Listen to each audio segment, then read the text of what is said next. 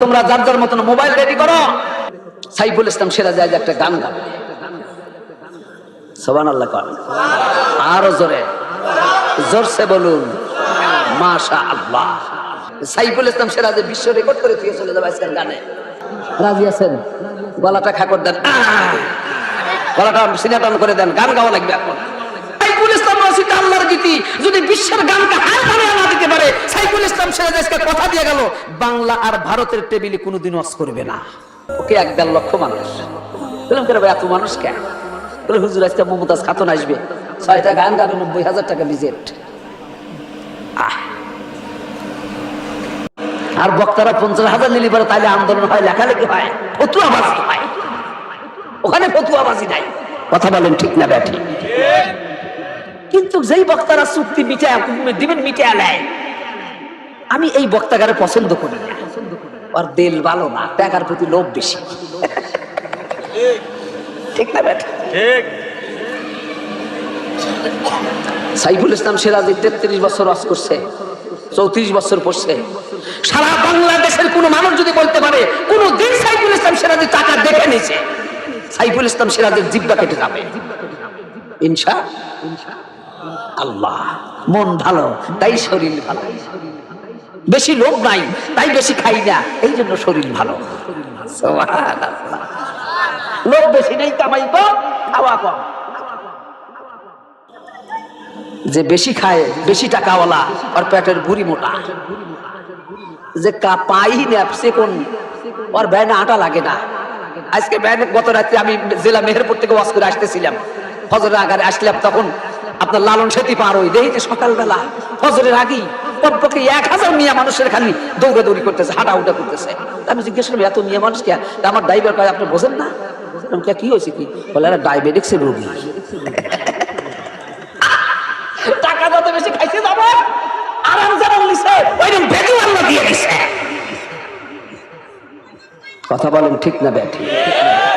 ওরা কামাই কম, ও তো ভালো মন্দ জোগাড় করে পারে না। ওই কিছু ডাইল ভাতের অর্জন করতে সকালবেলা পান্তা খায়া মানুষের কামড় বেলে গেছে। আর নদী অবি কোন থেকে, যার কারণে ওর ডায়াবেটিক্সও নাই। কাঁচা মরিচার পান্তার মধ্যে যে মজা, এটা অতি একমাত্র জানে।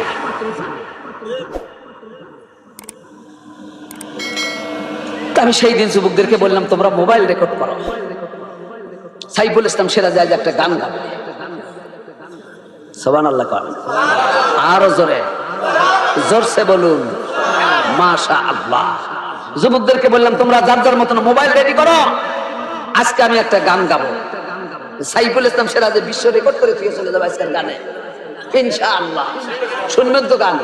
কারা কারা শুনবেন আল্লাহু আকবার বলে হাত জাগাইয়ে দেন।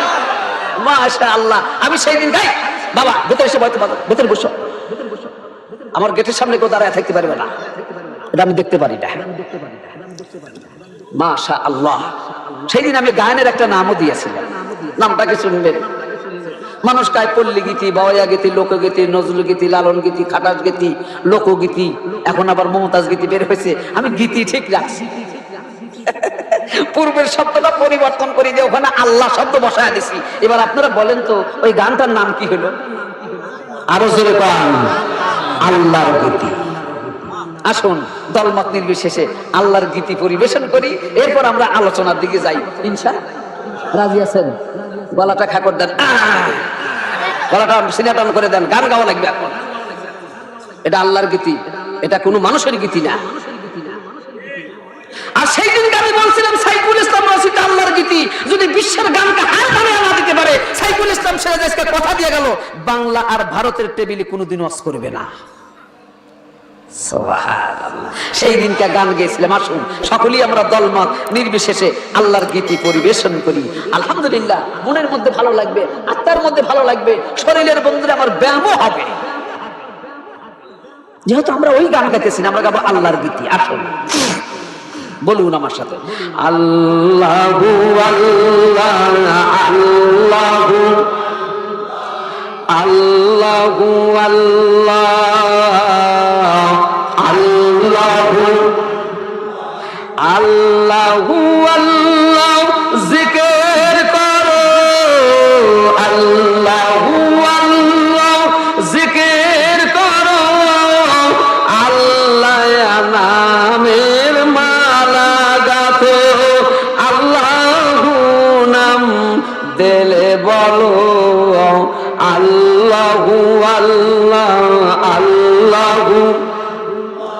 আল্লাহু আল্লাহ আল্লাহু আল্লাহু নামের মালা গেতে আল্লাহু নামের মালা গেতে সকাল সন্ধ্যায় জিকির করো ওই নামের ওই রওশনীতে দিল হবে তোর উজালা আল্লাহু আল্লাহ আল্লাহু আল্লাহু আল্লাহ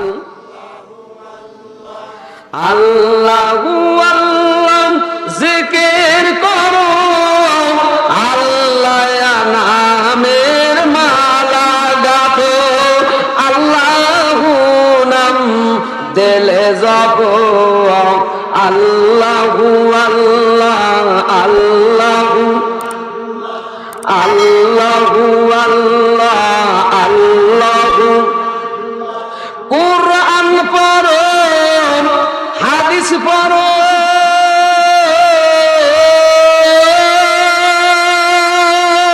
কুরআন পড়ো হাদিস পড়ো দিলে দিলে ওই নাম যাব মধুর নাম যেন ভুলিও না বলুন আল্লাহর নাম ভুলিও না আল্লাহু আল্লাহু আল্লাহ আল্লাহু আল্লাহু আল্লাহ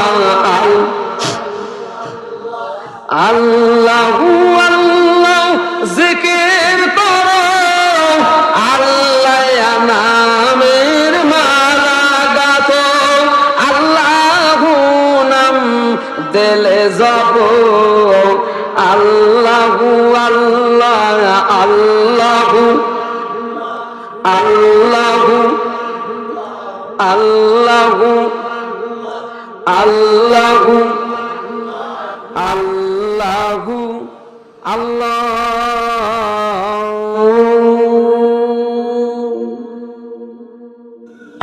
দুনিয়ার গীতি ভালো না আল্লাহর গীতি ভালো দুর্বল হলো এ আমার মোহাব্বতের বাবা আল্লাহর গীতি শুনলে যারা ভালো লাগে না ওর তেল নাই